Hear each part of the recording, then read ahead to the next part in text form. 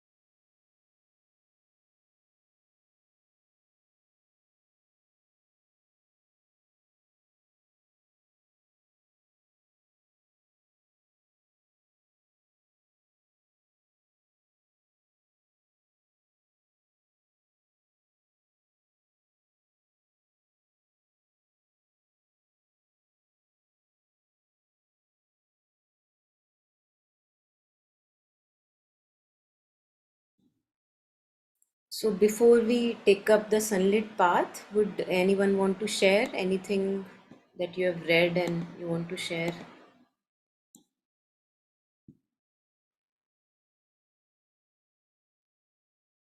And also, Badalji wanted to take up the topic of desire versus detecting a desire and understanding what it does. So, we can also take up that because I feel that many of us, most of us, virtually everyone, is troubled, if not harassed. We are troubled by our desires, and at times we don't want to get rid of it because it's giving us some kind of delight or pleasure, but very soon that delight turns into a pain. So we can also take up desire first and then later sunlit path. So however you say, any thoughts? Yes, please. Can we do the desire first? Yeah, I can understand the sentiment. So we Okay. actually did an exercise in Harmony Circle this Wednesday, and I found that very helpful to detect. Like, it was Yes. very evident that it was a desire and not a. Yes, yes, yes. So we have with mother, we have very clear instruction on how to detect a desire, Yeah. and it's very helpful. So let me just I'll share these slides that we have made for integral education when we were doing that. So maybe we can make use of it.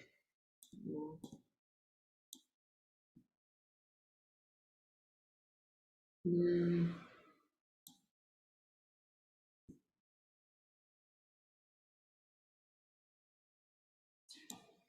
So these are the slides for those of us who had been attending the integral education sessions, where we mostly followed one or a particular, many other books we followed.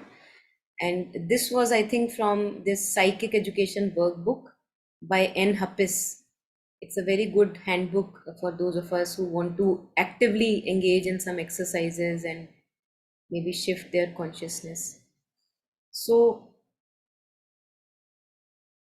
let me see what, yeah. So this is very interesting because many a times we are wondering whether it's my aspiration, whether it's my desire, how to know. So a desire is a deformed or dark shadow of an aspiration. Now, how can we understand it in our practical terms? So I want, say, to be with the mother within myself, but I am feeling very sad when I can't feel her presence. So that's a desire and not an aspiration. Because whenever we have this sticky self, something in us begins to stick to one particular image that I have formed in my head, that this is what I want and this is how exactly it has to be. So something in me sticks. Now the very thing can be transformed into an aspiration. How?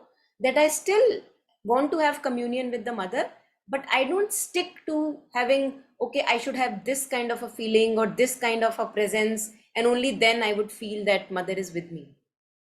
So whenever we stick with anything, that becomes deformed.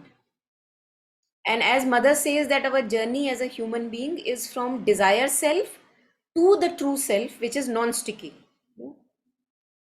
So I think the very good tool which one can use, and it's very, very helpful and very easy, simple to use. Whenever mother says that whenever anything gets excited or disappointed, like this high and this low, be sure that you're working from the desire soul. It's the desire in operation. While mother talks about aspiration, she says that aspiration is very, like, it's a silent, persistent thing. It doesn't get high if it gets a feeling, or it doesn't get disappointed if it feels a low, in on the path. So whenever we, and our most of the life, our ordinary consciousness is spent in these highs and lows. We all know that, and if the highs and lows are missing, we feel that maybe, something is wrong with me, what's happening to me, because we are used to live like that. So first, this thing, let me just look at the slide again. So this thing, too much high, too much low. So if something, see, imagine that you are wanting something from your work life, maybe a promotion or something. So it could be an aspiration, it could be a desire, both. So if I'm aspiring to evolve in my work life, then it would be very persistent, very solid. That okay, I have to make my work more and more perfect. But in case of desire, whenever it doesn't happen the way I had wanted, you experience a sadness or a disappointment. We all, have those phases. So whenever we experience this sadness or disappointment, for me, it's a very good reminder it was a desire, and one can just kind of let it go. For one who is on the path, who wants to transform from desire self to the true soul. So that is one of the hints that mother gives. Too much excitement, too much disappointment. That's the working of desire. So Taru, we decided to take up in the beginning. We didn't start with sunlit path directly, because Badalji was sharing that maybe it would be nice to talk about desire and demand and need and all that.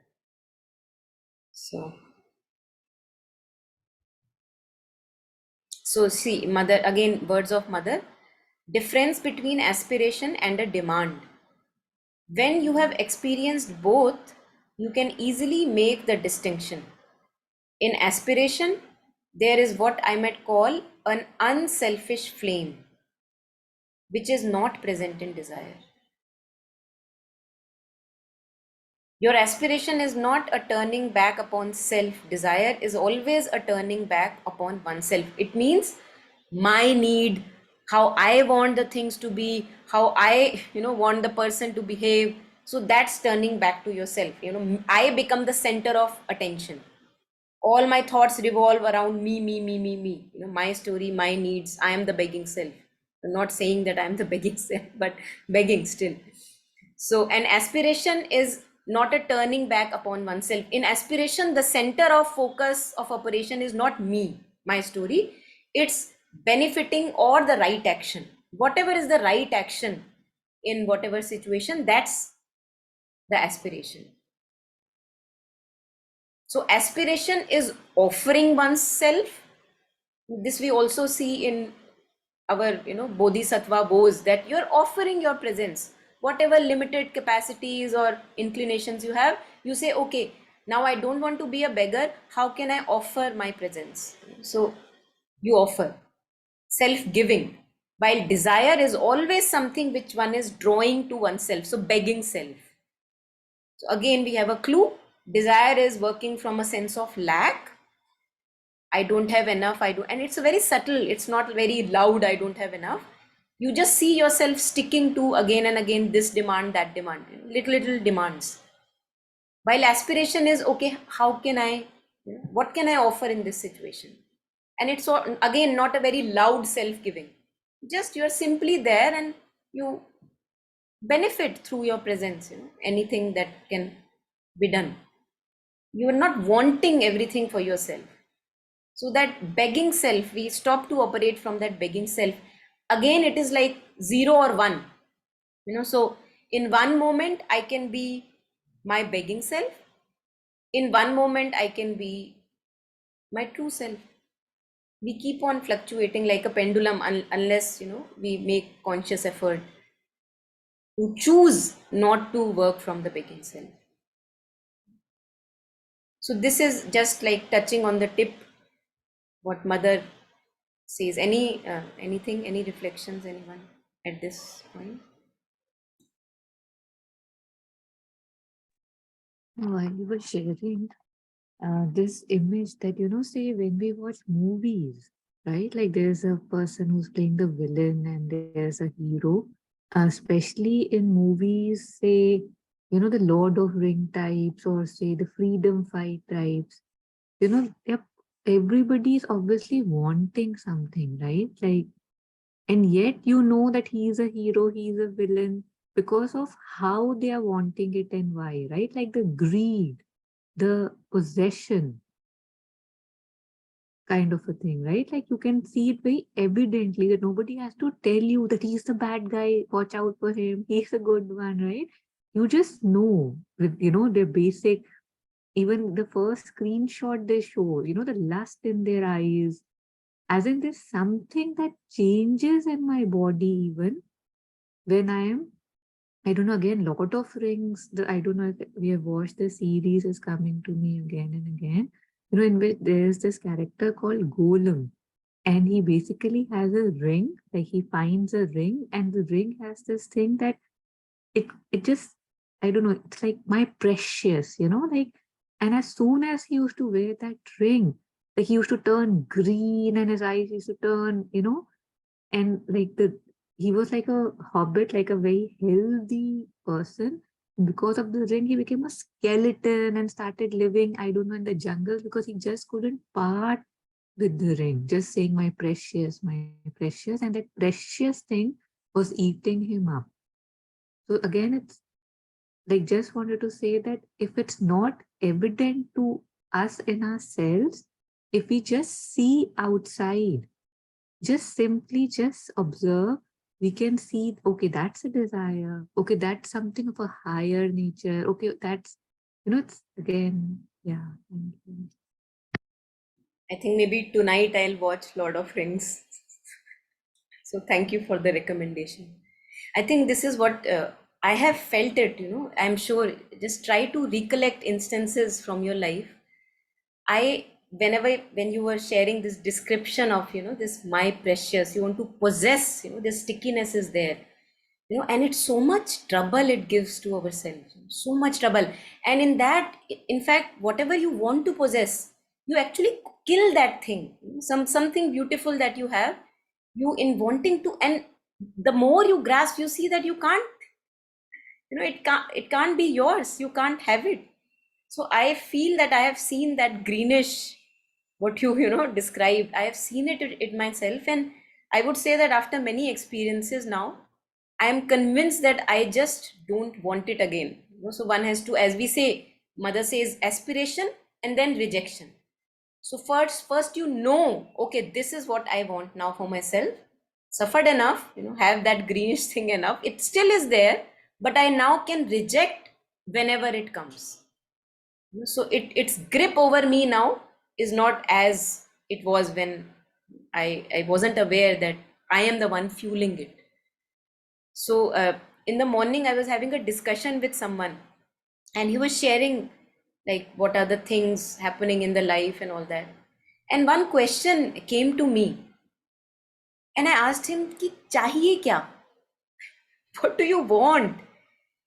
Because we are all like that, आधा spirituality चाहिए, सुबह हमको mother चाहिए होती है, evening में कोई attractive, some promotion is coming और समथिंग इज कमिंग, इवनिंग में वो चाहिए होता है, और रात को हम ट्रबल्ड होते हैं कि यार ये मेरा मैं हूं कहाँ पे I want spirituality, but I'm always attracted towards the glitter. The glitter is not able to satisfy me.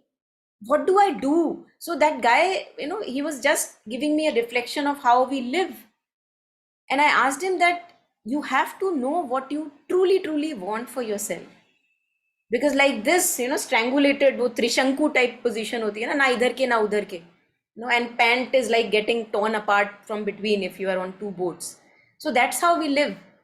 In the morning we want mother, but in the evening mother is not enough. We need something else. So I think again, falling in maybe love with that simplicity of being with the mother, that to actually develop, we say that we love the mother, but we don't. Because if we see that we have to develop this affection and like sweetness, of being with the mother, being with the breath.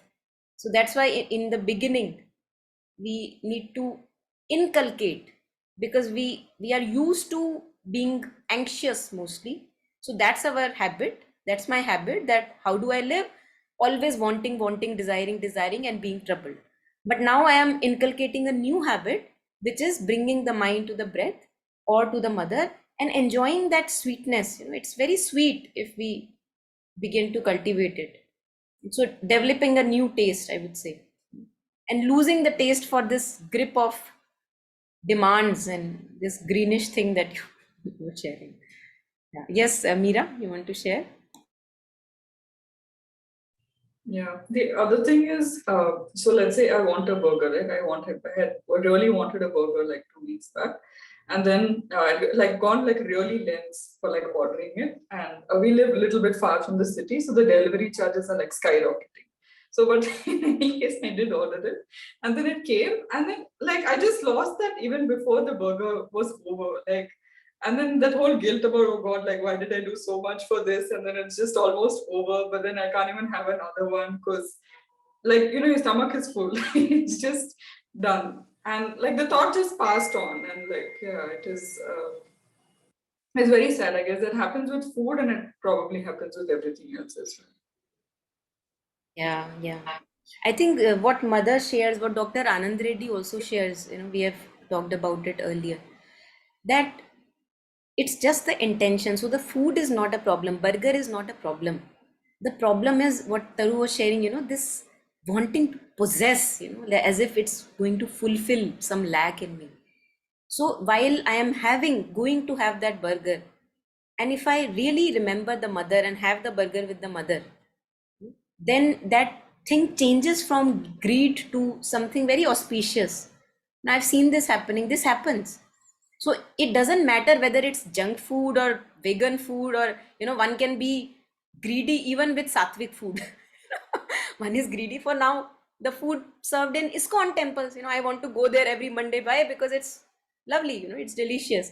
So it's not about the kind of food. Of course, it has its own force, but if we can just shift that intention from, and when we notice that greedy thing developing in us. And today I was listening to something from Dr. Alok Pandey, and he was sharing how titans work. So this is, he says that titans make use of our unconsciousness. So when I'm unconsciously consuming, that's where I am open to adverse forces. So illnesses can attack. Unconsciousness. When I become conscious, the moment food arrives, I'm conscious, I am having it with mother. Nothing can touch me. Nothing. You can have, Mirabai had poison and it didn't touch. And it's not a mythological story, it has a significance. But we are not in that shifted state of consciousness, and that's what our effort is. So nothing has the power to touch. We ourselves live in unconsciousness, and that's why titanic or adverse forces can attack us so easily. The moment we become conscious and offer it continuously our whole life to the mother, even when the burger is there in front, why not offer it to the mother? Have it with the mother. Then it becomes very pure. The intention becomes pure. And again, we are not open, vulnerable to adverse forces then. Yeah.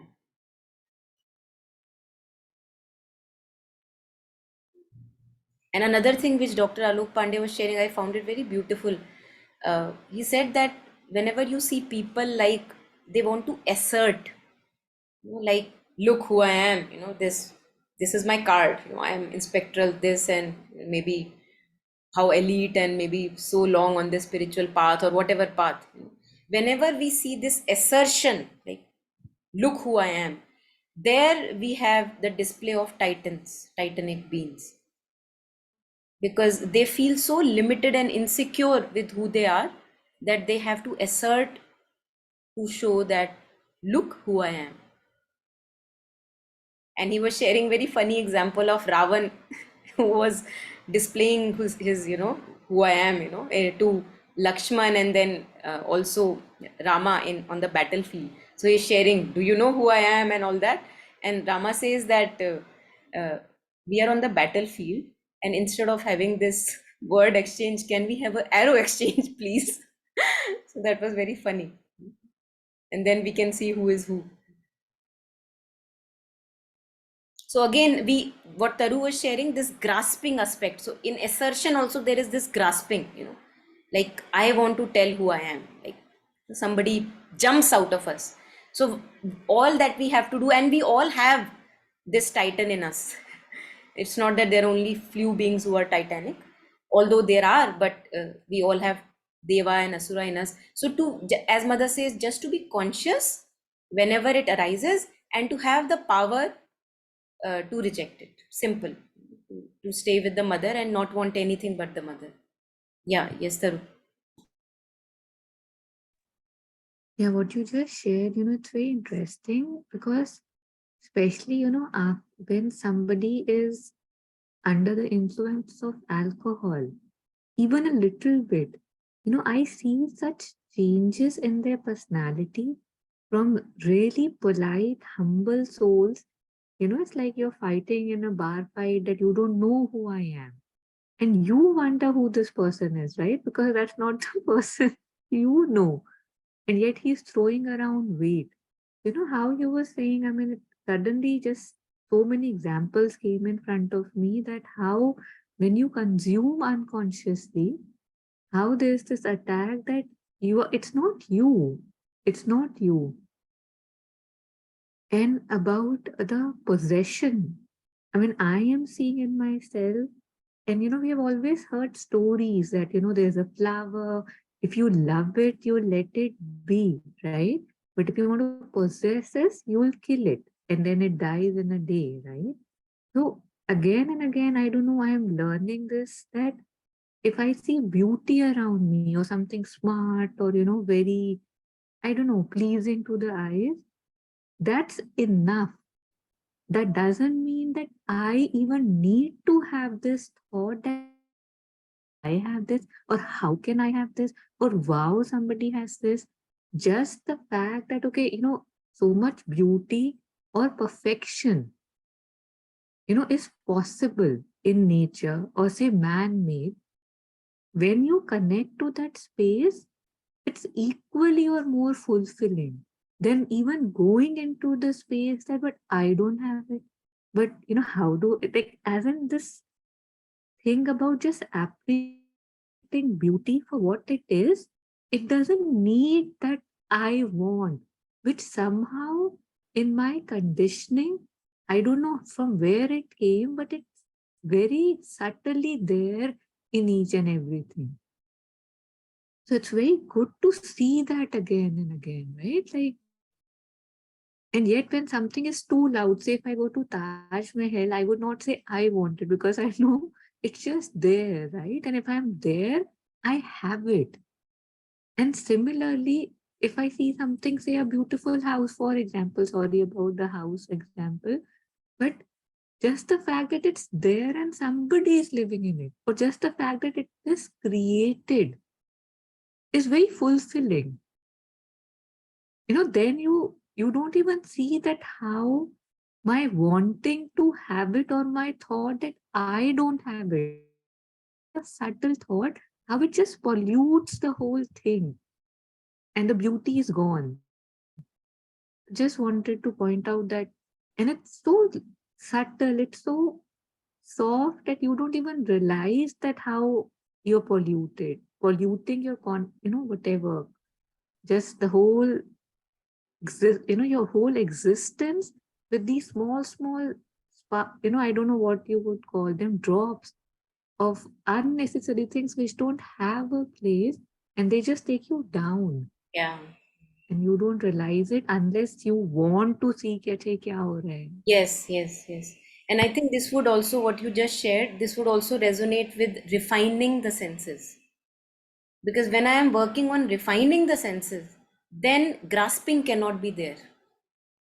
Because the moment grasping comes, whatever I have seen or touched through a sense, the moment something in me wants to possess, that very moment I stop using the sense actually. I go into my mind.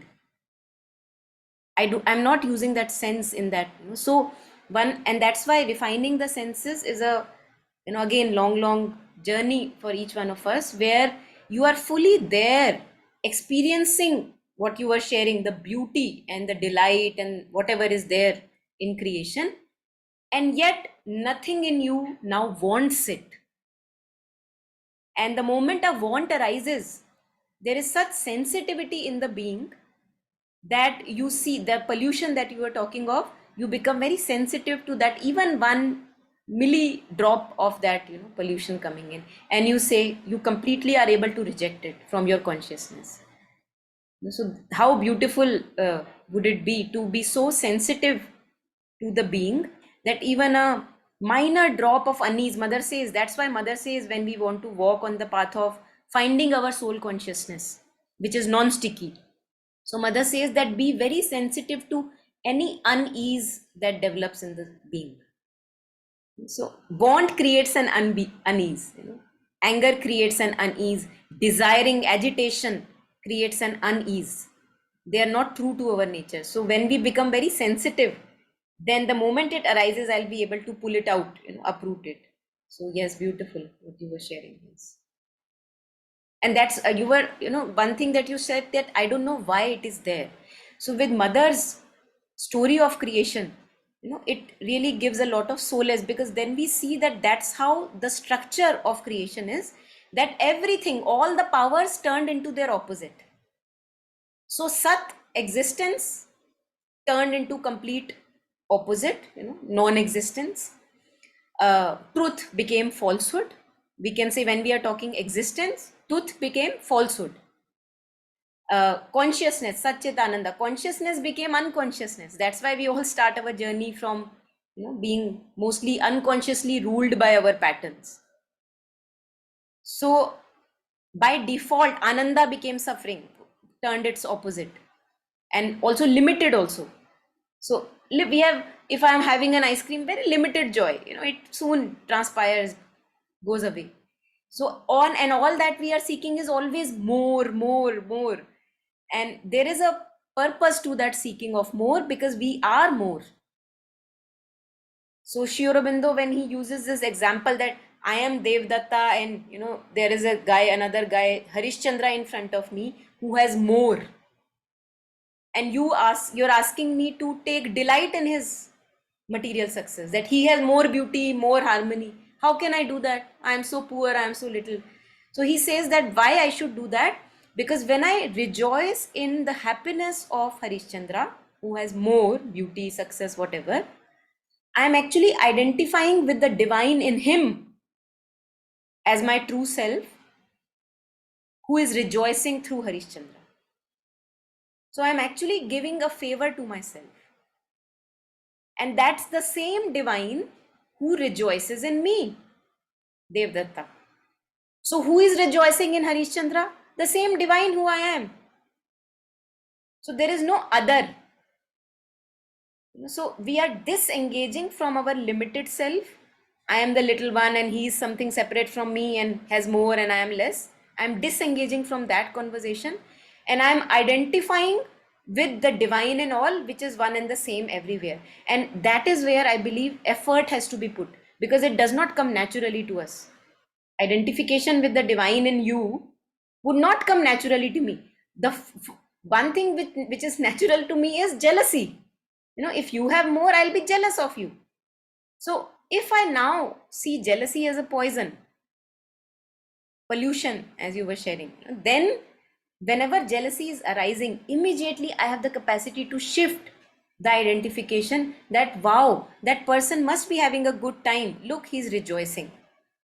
I am rejoicing through him. And I am telling you this, I have tried it in my life. I'm still trying it. It actually is no theory, it works beautifully. When we want purity in our being, the moment jealousy arises, you see somebody else being promoted, you don't have the promotion. That guy has the promotion, that guy has a luxury car, I don't. That guy has a bigger house with a bigger lawn. So who is rejoicing in that guy's body? The divine. That's me. So then the moment you try this exercise, you actually feel expanded instead of feeling shrink, having a constricted living. Yes. Yeah, I just want to talk about a middle stage here. Like, one thing is that I am like, oh my God, he has it, I don't. The one that you talked about feels like the ultimate, right? That you can actually feel the joy and be the joy because it's the same existence. And then there's a middle stage that I say when I am, say, in my prayers or any time, that may all beings well and happy, be well and happy, right? And in general, if somebody asks us or asks me that do you want others to be happy or miserable? Just plain question, right? And I would say, of course, happy, right? Like, irrespective of where I am, that's removing the picture. I would want anybody, loved one, non loved one, anybody existing, animals, birds, for them to be happy. So, in that context, say, if I see somebody being happy or given something that they can rejoice in, just the fact that somebody's happy gives me happiness, right? Like, I don't know, like, say, I've seen this especially, say, in grandchildren with their grandparents. Like, grandparents, if say they are giving them something that they can't themselves consume, say ice cream, for example, since you used that example, there's so much joy in the face of the grandparent, because although he is not eating it, but there's so much love for the grandchild that it feels as if, I don't know, they have seen such joy there. Oh, wow, see, look how joyously he's eating that ice cream. So we can, if we give ourselves the chance, that is possible in each and every place, like related, not related, a stranger on the street, then But in general. I think it's difficult to do. I find it difficult to do now. Where are the sticky points where those people in my life who whenever I look at, it's like, it's not a goodwill that I have for them.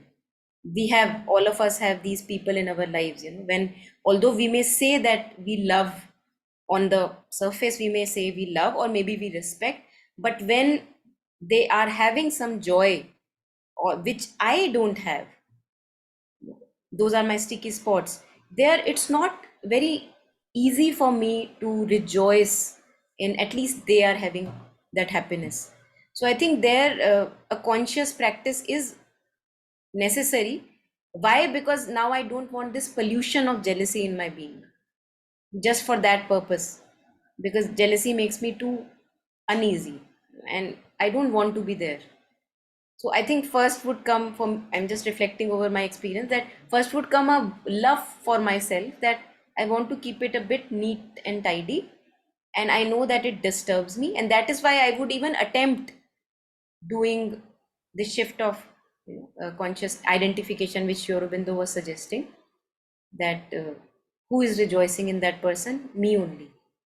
So it feels like it's ultimate, but I feel that it's actually shades of gray only, and it's not really far from our, the practice. And what you were sharing is also on the lines of that practice only. So I don't see it away from that practice. That's what I wanted to share. That I don't see it as the what Sri Aurobindo is saying is like this pole, and what you are suggesting, I see them together somehow. Yeah, please. I see it as a stepping stone, actually, because for me to just straight away go there, Like somehow it feels that if I'm still here and yet I know I would wish happiness for everybody, joy for everybody, then if I'm feeling a movement in myself, I question it. Like, would you not want them to be happy? And the question is, of course, I would want them to be happy. And then I ask myself, so then what's your problem? Are they not happy? And then I am a better person, kind of. I am like, yes, you are right. I'm happy they're happy. That kind of, it feels like a stepping stone. And from there, probably the origin, you are right, is the same. And yet, it feels for me to be where I am, it's easier to be in that state. Maybe again, that mental domain is stronger, or, could be that I have to logically push, knock on myself and say, yeah, why, what is happening? And have, because that goal is there, or that universal thing is there that I would want, which we all want, right? And yet there is that big picture that I want, but in the small everyday, we don't practice it. So that big picture then is kind of useless unless I start pulling it into my small movements of everyday. Yeah. Yes, Pratima, please. You don't have to raise hand. Feel free to unmute yourself. Yes. Thanks, Monica. Actually, on this thing only, when you say that you can actually reject. So, because I've been also listening to Gautam Sachdeva on these talks, and he mentions uh, that the teaching takes place on its own. Like we don't need to, just keep running after it. When it has to, it will. So when rejection, like when you say that you have to reject, so is it like we are talking to the mind and telling him, no, I'm not going to do that? Or what is it, is it something that we can learn in a way? So I wanted to know that. So the process of aspiration rejection is as good as, see, for example, we have houses and we want to be keep them a certain way, and the certain way is sorted, organized, neat and tidy and without garbage. So that is my aspiration. Usually the way we live, we don't have any aspiration like that, है ना? तो मेरे को मतलब the way we live unconsciously, I don't even know that I want cleanliness for myself and what is poison and what is pollution. I don't even know. Now slowly, as I grow conscious and I see too much garbage in my being, then I have an aspiration that this too much garbage is making me uneasy, disturbed, agitated. I don't feel easy with this garbage. So what do I aspire for? I aspire for a simple mind, a light mind. Okay, so that is an aspiration. So what? A simple house, a clean house, neat and tidy house. Now what do I need to do in order to have a neat and tidy house? I have to be very conscious of any garbage accumulating. Most often than not, we don't see garbage as garbage. We think it's something very useful, कि मेरे काम आएगी, तो ये जो मेरी expectation है, demand है, डिजायर है, ये मेरे काम आएगी, और वो आती भी है. In our stages of life, desire has maybe a purpose, but हम क्या करते हैं, उसको बहुत लंबा खींच देते हैं, उसका पर्पस है नहीं. अब हमारी इंडिविजुअलिटी फॉर्म्ड है, we have all of us have well formed individuality. We don't need now desire to run our life. तो वो अब क्या है, अब वो एक कचड़े की तरह पड़ी हुई है घर पे. Now it's a garbage. Expectations, demands from people, from life, all these are like garbage. They are in my house, they are getting rotten and it's disturbing me. So if I am wanting to have a neat and clean house, that's my aspiration, we start with that. I'll be very conscious of anything which disturbs my ease. Bad thoughts, ill will, identification with jealousy, anger, going too much in the storylines, identifying with the storylines. All this is garbage. So how would I be able to reject? Because I would remind, okay, what do I want? I want cleanliness. Okay, so is this giving me cleanliness? No. Then I will be able to reject. If I don't know what I want, then rejection is not possible. So I have to really get convinced after all these experiences of, getting uneasy, suffering too much, having misery, all that we have in our life. I have to really get convinced that I don't want this anymore for myself. And with that conviction, with that aspiration, comes rejection. That the moment you see kuda, you will wipe it away. You won't identify with the kuda now.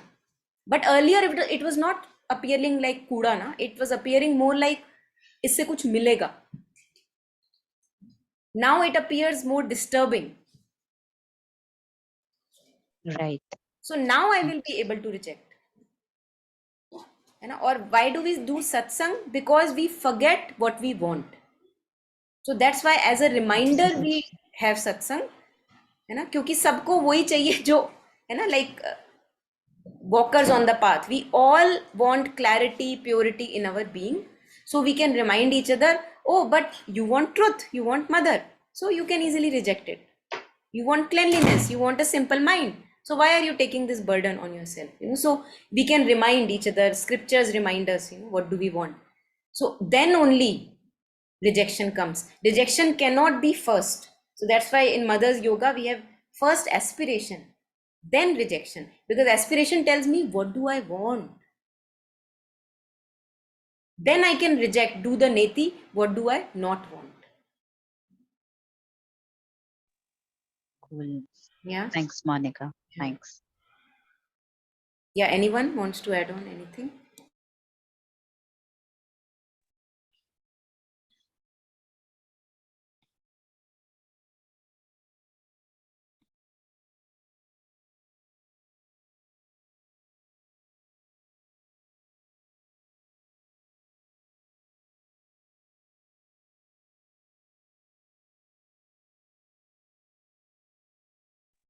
Monica, you're on mute. Oh, I'm so sorry. Talking all the way to myself all the time. So this was taken from, picked up from the same workbook, Psychic Education. And these are words by the mother. To detect a desire, for that you must observe yourself very, very attentively. And if there is anything in you, something like a small, intense vibration, then you may be sure that there lies a desire. Now we can expand it to everything. You want to attend a spiritual talk. Now there is nothing wrong in attending a spiritual talk, but even there the same desiring self can operate. That, oh my god, I was not able to attend the, like that. So the grasping self is an action. So, and while, even when you are in a materialistic domain, say shopping, for example, so called materialistic, going to a mall, you can be completely non-sticky there. So, no intense vibration. And that's why we talk about samta, equanimity, as first step on the path. So, any intense vibration, and this is what the word that Taru was sharing in the beginning, polluting. Earlier I did not feel it like pollution, because I was so used to live in that filth and dirt. But now, as I grow in consciousness, I see, oh my god, it makes me uneasy, it drains my energy. Then it appears like garbage. So, this intense vibration. I remember once there was some small kids I used to teach long back, maybe 2010, 11, in Dwarka here in Delhi. And one day I decided that they don't look very neat and clean.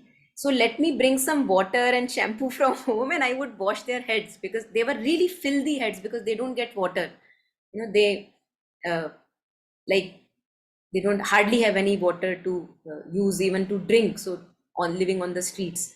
So I got this stuff in my bag, towel and shampoo and water and all that, and I washed their heads, like too much, like black thing coming out of their heads. And when they were very refreshed with that head shower, they shared with me, like they were doing like this and said, Didi, I feel so light, like kuch kam hai, because they were not used to live with that lightness. So in the beginning, that's how we feel it. It feels uneasy when we have that empty, silent, simple life. In the beginning, it doesn't feel like as if कि कुछ कमी है, क्या क्या कम है, excitement कम हो रही है life में, something like that. Why? Because I'm not used to live like that. So this thing, that mother is sharing, that if there is anything in you like a small intense vibration ki chahiye और क्यों आ गया क्यों आ गया क्यों आ गया, like sticking to anything, then you may be sure that there lies a desire. So we have to become almost like a Richter scale, which measures earthquake. So even a least tremor and it will be able to record it, that something happened. And I remember sharing with Taru a few while ago that I was sharing that there is something on my chest. I don't know what, something was really having, like there was a burden I was feeling in the frontal part. And mother says that this is the seat, the front part of heart is the seat of the desire soul. So I was not able to find out what I did, but I, in one day, I was able to kind of let it go, the grasp of it. But somehow something must have happened that I must have followed some dictate which I should not have followed. And that gave me that uneasiness and the like heaviness on my heart. And in mother's prayers and meditations, there is a very beautiful prayer where mother shares that whenever I do anything which is not fully consecrated to thee, to the divine, I experience this pang in my heart, like it really, now you're not used to live with that ego consciousness. So if any action happens unconsciously through that ego consciousness or following a wrong dictate, you feel that pang in the heart, something doesn't feel right. And then mother says, then I wait for the inspiration, plunge into the depths, and then I'm okay, I'm able to let go, something like that. So that sensitivity has to come slowly as if we become ready for it. So again, mother talks about food. Meera was giving example of this burger. So for example, you say this food is necessary for me. To know if it is a need or desire, you must look at yourself very closely and ask yourself, what will happen if I cannot get that thing? Then if the immediate answer is, oh, it will be very bad, you may be sure it's a matter of desire. And just like we have the example of Aurobindo, he used to smoke cigars. And one day somebody said, you smoke cigar, maybe not a good influence on people around. So can you consider dropping it? And he dropped it. And he never picked it again. So there's nothing wrong with cigar. Maybe something is wrong, I don't know. But it's like how, where am I operating from, that grasping self? Or when it is there, then it's okay. When it is not there, then it's okay too.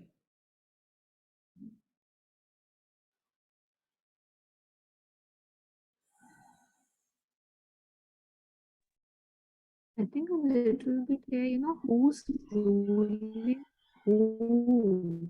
Yeah, Like, Taru, you are cracking a bit. Just, because just give it a pause. I feel that Your voice is yeah, cracking. is this okay? I'll share later then. Yeah, no. Now share it again. Now it's clear. Yeah, I was just saying that it also makes a difference that who is ruling who, right? Like, okay, I want this. And yet it is in lightness, right? Like I get it. Otherwise, I am all right. So, but say if you tell, I mean, Sri Aurobindo must have been smoking that cigar for years, right? Like, because the anecdote is from a very later state. So if you tell a smoker who's been smoking 30 years, he'll like, the first reaction would be कि पसीने छूट जाएंगे, right? कि what are you saying, right? Like this is me. I can't just leave it. So that means I now obviously I'm a slave to it, right? That desire, that habit rules me. I have no control over it. And yet I would not admit it, but we see it, right? That I don't know, again, I got angry. So that means I don't have any control over my own self, right? It's a fact. At least acknowledge it, that yes, so because unless I even recognize it as something that is not me, something that I don't want, how can I even say I want to let go of it, right? It's very.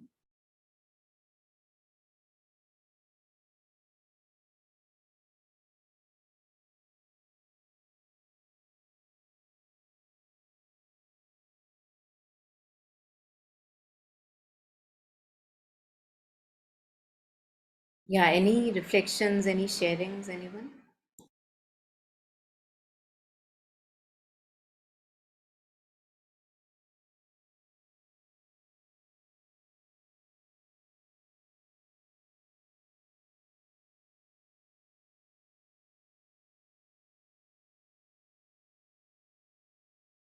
So I'm going to just take up this last slide. I thought it's also very relevant. So anything that leaves a reaction in you is a desire. It's like, we walk on wet cement and like you have that imprint.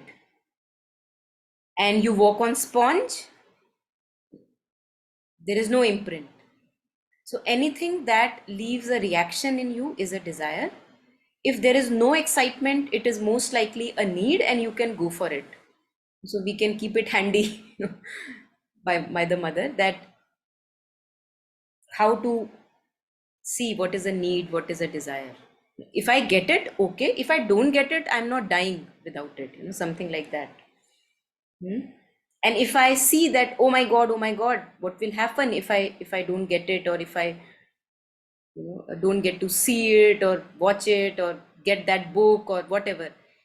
Even spiritual, we can be very sure even of spiritual attainments, that what will happen if I don't have that. So there the mind is still the same. It's the sticky mind in operation in the garb of a spiritual path. So here there is a few point of introspection here. Do you get restless, excited, or disappointed if you would not get what you wanted to get? If so, desire must have slipped in. If it is a desire, you can tell yourself, I have gone again to the surface, surface soul, the desire soul. I am not focused on the highest aim of my life, uniting myself with my true consciousness and disengaging from the surface consciousness. My needs, my desires, my expectations, my demands, this is all surface consciousness, living from a sense of lack. So sit down, meditate, concentrate on what you want to become. And mother always says that don't focus on what you are right now, because then you can get depressed. Focus on what you want to become, or how you want to be. What kind of a person I would like to be. And with every breath, go deeper inside till you feel the light force, and then awaken is aspiration for the higher thing again. And you can be, as a side byproduct, we have the joy when we are able to have this union with our inner being. जब surface consciousness से we get disengaged, that is not real for me. Now the inner reality is more concrete and real. The inner depth, inner silence, inner peace is more concrete and real. Now from this inner poise, I can exert a mastery over myself. What the mastery that we were talking of with Sri Aurobindo, like, okay, I have to leave it, I can leave it. Dropping this thought, okay, dropping this thought. Leaving this feeling or mood, yes, leaving this feeling or mood. So the moods don't overpower me. I master the moods, I rule. I choose and pick which one is helpful, which one I want to use. So slowly, if we want a purity in the being, this can happen, this will happen. Self mastery will happen. And this would be referring to that intense vibration that mother was talking of. This, do you get restless, excited, disappointed? All this is referring to that intense vibration within. Something polluting disturbs our ease.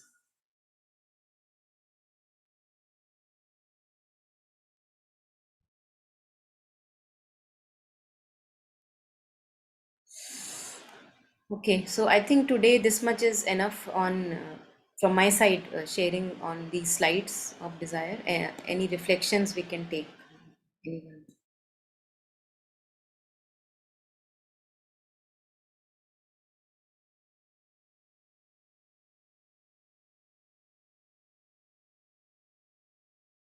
Many a times we give gifts to people, and here also we can see again operating from that sticky self, because we have this example of Ramakrishna Paramahansa. I think Badalji would know. Somebody gave him a shawl, and it was a very costly, expensive shawl. And Ramakrishna, being who he was, he started dancing on that shawl. Like he put it on the floor and he started dancing. And then that person who was watching his expensive shawl being, trodden with the dance, he didn't like it. He said that, please be careful. It's a very expensive gift. And then he said that, look, you said that you have given it to me, but you still haven't given it to me. It's still sticking that I have given it, how it is being taken care of. So whenever we are gifting people anything, uh, again we can see this stickiness in us, that we always have an eye on it. How is it being used? So again, for example, an exercise for me to let go of that. Once I have given, it's given. And if it's rejected, it's the divine who is rejecting, again in the words of Sri Aurobindo. And if it's accepted, it's the divine who is accepted. So a win-win situation.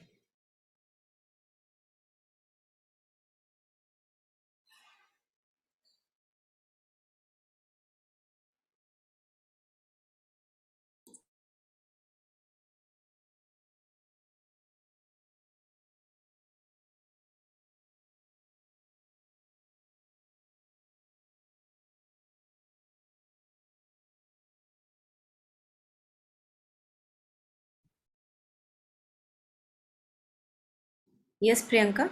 Yeah, so while we were talking about all these desires and how to reject and all that, I just got reminded of what we were doing the other day about the refinement of senses, and just got reminded of what Mother had said and what we did. That the refinement of senses is the best way of curing instincts and desires, and you cannot eliminate. It is not easy. I don't remember the exact lines, but as much as I remember, that it's not easy to eliminate them, howsoever you try. But by refinement of your own senses, and probably, and as we all also talked about it now, that the first step would be to be aware of them.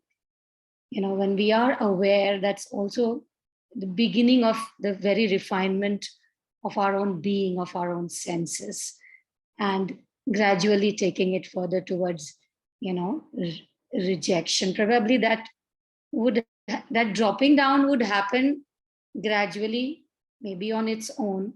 But the first step, I felt that yes, being aware in itself, is a good enough to begin with. Just be aware that something is happening and unpleasantness is there, even if that awareness, whatever, you're wanting something very badly, and it seems so justified that ये तो मुझे चाहिए और ये मेरी need ही है, this is what I aspire for. I mean, we so casually use this word aspiration, uh, but probably there is such a deeper meaning to it when we use this word aspiration. And in today's times, we want to excel in what we want to do, nothing wrong in it. But as you had said, that if there is a turmoil inside, hold on. Even if you are able to sense that turmoil, that is the first step. And probably that in itself is a thread which will help you connect to your own deeper self. And once the connection is built stronger, probably you are connecting with the torch inside you. You will be shown the path, and in that path, if that clarity comes, it reveals itself from within, then there isn't a turmoil, there isn't that, that restlessness that we talk about. And or maybe we are able to see that probably what I was so intensely wanting, thinking of it as this is what I must do, or this is what is must for my fulfillment of, maybe at that point of time, I didn't even feel of it like a desire. Maybe it felt like an aspiration. I must excel. But I think that's a very beautiful thing to just connect, just be aware first. And I think that itself, and now again I'm repeating the same thing, that yes, coming back to the refinement of senses, that how do we refine the senses? Probably first thing is to be aware. Yeah. Yeah, thank you so much. Yes. Priyanka, is there a word, I'm just recollecting while you were sharing, is there a word in when we are like there is an abscess in, if you have an abscess, you do this aspiration, we use, this word, do we use it in like a pus? As if there is an abscess, it is drained. Mm. So when you have an abscess, you talk about draining it, because aspiration happens. Yes, there is a word aspiration. When do you use it? You use it when there is a fluid collection in any part. Let's say that in a knee, the knee is swollen, and it's swollen because there is extra fluid for whatever reason has gotten collected. And that's not letting the full range of movement of the knee to happen because of the fluid. So sometimes you aspirate the fluid out. So that aspiration is sucking it out, that excess thing. Yes. So are you trying to connect it with No, something? actually, yeah, I don't know whether it's connected or not, but there must be some connection because the word is etymologically it appears to be similar. So I thought maybe when we aspire, we are actually uplifting ourselves to something higher. And here you have some fluid and you are, kind of uplifting it. So I don't know. I'm just wondering the meaning. Taking out the unnecessary, Yeah. what is not needed, so Yeah. that your full potential, whether it is the potentiality of the body, you're functioning with your full potential. Let's say like that. Because the potential that we have in us is infinite. So Yeah. जो goal है वो तो infinity है, वो तो कभी खत्म ही नहीं होगा. It's like, I mean, I won't say that खत्म नहीं होगा, but infinite. So there is always wherever we reach, we can become better than who we have become. So yes, keep aspirating the excess and keep the range of movement increasing it, the range of movement, like just in case of example of a knee. Yeah. But Thank you. Thank you for sharing. Yes. Thank you. Yeah, we can have if there are more reflections, anyone. Actually, when Priyanka ji was talking about Badalji, can you put the mic a bit closer? It's like a little vibrating your voice. when Priyanka ji was talking about aware, and so I was reminded of a joke actually. I think Ramakrishna Paramahansa said in one place of this. So there was one Guruji. He used to go to the villages once in a year to those places, the disciples' houses and all, and he used to do some kirtan and all this. And he used to collect the gifts given by the people. So in one such journey, he was not getting a helper, coolie, to get those stuffs back. So then he was desperate because he has to go on that particular day. So then he saw a roadside cobbler and he asked him that he should come with him. Then cobbler was saying that I am from the lower caste and I should not go because people will come to know, and so your prestige will be in danger and all this. So he says, don't worry, I will manage. That Guruji said, I will manage, but you come. So then he went reluctantly.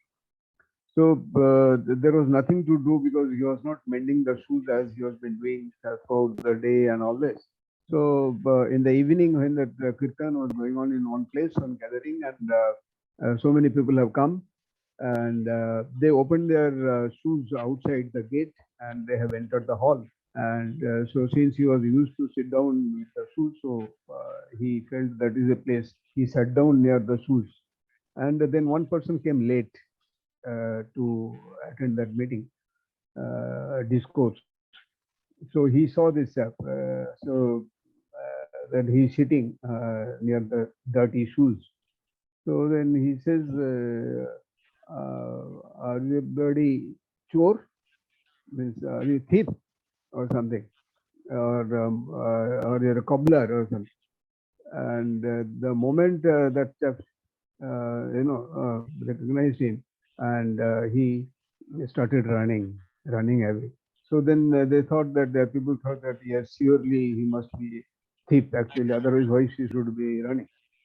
So they started following and all that, and he was also running with all his might, and but he was shouting something while running, and the person who was very close to him, he could running close to him to catch him, so he could hear.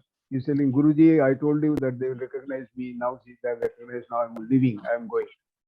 So what Priyanka ji was talking about, that awareness. If we recognize ourselves, if I am having the desire of a particular thing, when I detect, the detection or recognition or awareness, then probably that will go off. So he explains that we don't agree actually, our ego and this and that and all this in our normal life, day to day. We don't first of all recognize correctly who am I. So that is why. So all these are there. Otherwise, as it is very difficult to get rid of this desire, because from our birth we had been told, and we had seen that unless you desire something, it doesn't go. And desire, we never knew that it is a bad or something and all that. Though we do not use the word aspire in the beginning, but we know that we must desire. So from the same desire type of another word is deserve. He says he's a deserving candidate. Something like we have to desire.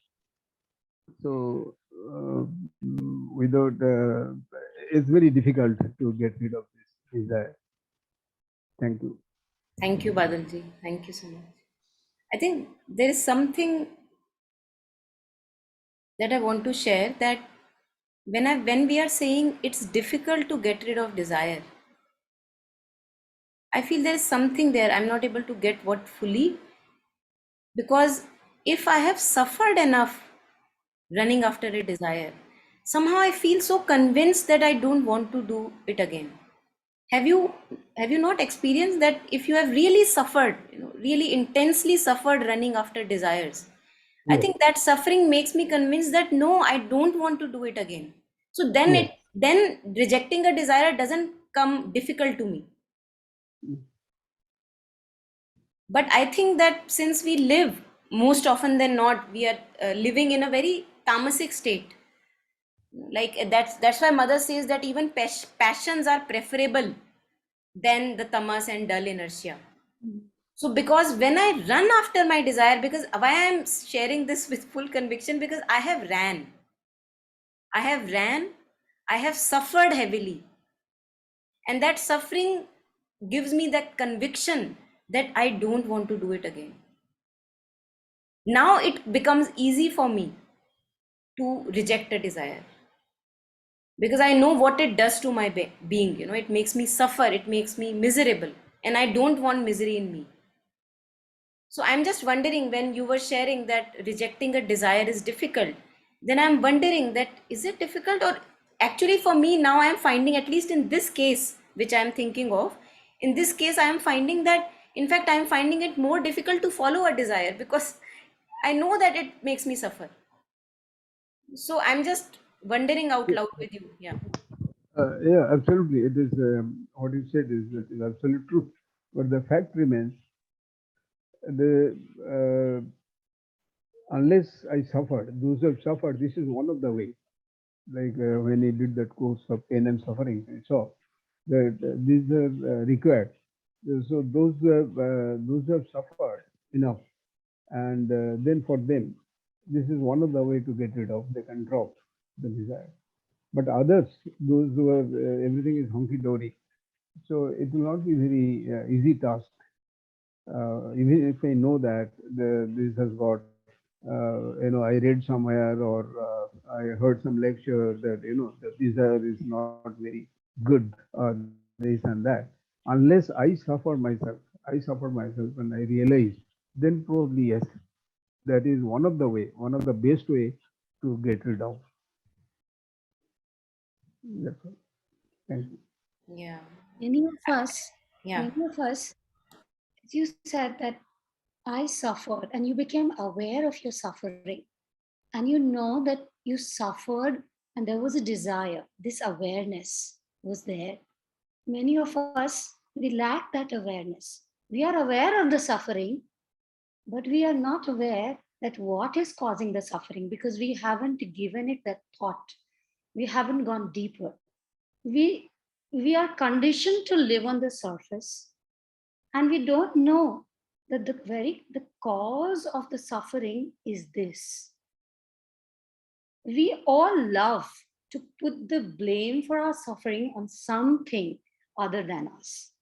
We love to be in the feel of a victim. We love that I am the victim. मेरे साथ ऐसा हुआ, उसने ऐसा किया. Power हम किसी और को ही दे देते, हमें पता भी नहीं है कि हमने दे दिया, हम ही ने दे दिया. तो ये awareness, it is so beautiful that it is, we have, that discriminative power, that if we have it, that is a blessing, that is the grace. But वही जैसे Monica, you just said that tamas, वो तमस में जब होते हैं तो सफर करते हैं, बट वो सफरिंग ही हमारे लिए हमारा कंफर्ट जोन बन जाती है. हम इतना, वही चीज हमारे लिए इतना नोन टू है कि हम अननोन सुंदर सी चीज में भी, because it is unknown, even if it is better, but this is my known territory, this is my, even if it is giving me discomfort or whatever, but this is what I have, this is how I have lived, this is how I know how to live, and I'm conditioned to live, so much conditioned to live that we dipping down into ignorance, into darkness. That's, I find, such a sorry state. I've seen people with such skill, such intelligence, but lacking the discriminative power. And I feel कि बस वो grace, वो blessing है कि सब कुछ होते हुए उसको, you have all the ingredients, everything is there, all masala, everything, vegetables, but you don't know how to put them all together. You just don't know. Yeah. तो वो, and वो, I guess, बस mother is there, you just have to call for it. Yeah. वो call करना भी, I think, अपने आप में मुझे लगता है वो भी तो हमारी ही फ्री विल है ना. वो तो हमारे अंदर ही है. माँ भी तो यही कहती है, बुलाओ तो सही, मैं तो तुम्हारे, I mean I am there within you. But शायद हम भूल ही जाते हैं, बिकॉज हम सो एंग्रॉस्ड हो गए हैं अपने उस क्लटर के अंदर, उसके अंदर हम इतने उलझे हुए हैं कि हमें पता ही नहीं है. So that I find is a very sorry state. And I feel all of us together, as we are praying and we are doing our own sadhanas and meditating, if we are also meditating, even when I read so much, whenever I read Sri Aurobindo, I'm just, one thing that he keeps talking about it, that this integral yoga is not just कि अपने को तुमने ऊपर उठा लिया. It is not just that. You have to think of, bringing down the divine, and there's for the upliftment of everybody, everyone, everything outside of you. तो ये इतनी ब्यूटीफुल चीज लगती है मुझे कि इट्स नॉट जस्ट कि तुमने अपने को ऊपर उठा लिया, हो गई कहानी खत्म, मुक्ति हो गई, मोक्ष हो गई, लिबरेट हो गए. It's not just that. You have to work in this. I mean, it should be everybody, taking everybody around, inclusiveness. So beautiful, so empowering, so nice. So, yeah. Yeah. Thank you for sharing. I think I'm again reminded of that talk by Pradyuman ji I had shared last to last maybe session, where he was sharing that usual जनता जो करती है, it's दुख का भोग, like we consume our suffering, like you were sharing, that we are not sensitive, that it's creating an unease and disturbance in me. Actually, suffering becomes a way of life. We Yeah. consume suffering. That's what he was sharing, that it's only one in a million, or करोड़ों में एक बुद्धि होते हैं, he was sharing, who actually is so sensitive to dukh. So he says there is a difference between dukh ka bhog and dukh ka prabhav. So there is one in rare individual out of many who, the moment dukh strikes, suffering strikes, he says, no, how is it possible that it is there? I'm going to go to the root of it. And then he does not only a favor to himself, but also many others. Yeah. But I also just quickly wanted to share that I'm just reminded of a story of Buddha. So once Buddha was walking with us, and he was so deeply engaged, the disciples were asking, that while he was walking and he was just talking, a fly from somewhere flew over his head, and without being aware, जैसे हमारा जो impulsive behavior होता, हाथ ऊपर उठ गया, ऐसे हटा दिया fly को, and then he walked, and while he walked just few minutes ahead, he realized what he had done. So he walked back and came back to the place, and then again the fly is not there, but again he's doing the same action. And his disciples are wondering what has happened to Buddha. Just asked that, why, what are you doing now? He said, that moment, what I did was my impulsive behavior. So, and I just got reminded of the refinement of senses. Buddha to Buddha the, unko to pata nahi kya refinement, he was already refined. But yet, हम तो जिंदगी कितने जन्म ऐसे ही जीते जाते हैं, unconsciousness में, और अपने कंडीशनड बिहेवियर हमें पता भी नहीं है कि हम जो रिएक्ट कर रहे हैं, हम जो कर रहे हैं, वो तो हमारी प्रीडिटर्मिन्ड ऑलरेडी अंदर जो हमारे रिकॉर्डेड है, मेमोरी में स्टोर्ड है, उसको हमें सरफेस पे लाके रिलीज करना है. तो ये बुद्धा की ये कहानी जस्ट ऐसी याद आ गई कि why he went back and did it, because he was creating that neural pathway for himself also, that he should never forget it, never, even when he's talking, full awareness in every action कि बात कर रहे हैं, और तब जो हाथ ऊपर किया, instinctive nahi, wo full awareness mein, not even for a fraction of a second that awareness should go away. So yeah, so just got reminded of this story. Thank you for sharing. Yes. Yeah, any last comments, anyone?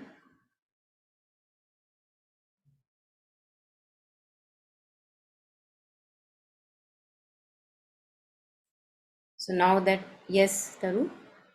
Yeah, in the Upanishads, when they defined Maya, so there's the way, usually how they do it is that, every time you've experienced something and you're walking away, it says that it catches you from your giriban, like from your neck, your collar, and says, hey, where are you going? Okay, you must have experienced 10 different kind of mangoes, but have you experienced the 11th one? You must have seen 50 shades of different colors. Let me show you the 51st shade. So I think, this thing that we cannot see things on totality, or we don't say that, okay, 50,000 of my desires have not gotten me to completion. Somehow we are not able to put it across. We just say that, no, the 51st thousand will take me where I want to be. So that is the way Maya operates, that it divides and distinguishes and, different characters, but that one would give you, that one would give you. So that is why I guess we keep getting lost in these traps again and again. And we cannot just say that, okay, this is it, because it just offers something new, saying that this one is the one that will complete you. And if not, I have 500 others in my past. Yeah. One can put it, write it down and put it in the pocket to remind ourselves. Thank you. Okay, so before we end, I think it would be nice since we remember. So maybe just taking a moment to dedicate the merit and joy to everyone, to all the beings around. So just taking a moment to dedicate, may all beings be truly well connected with their highest possibility.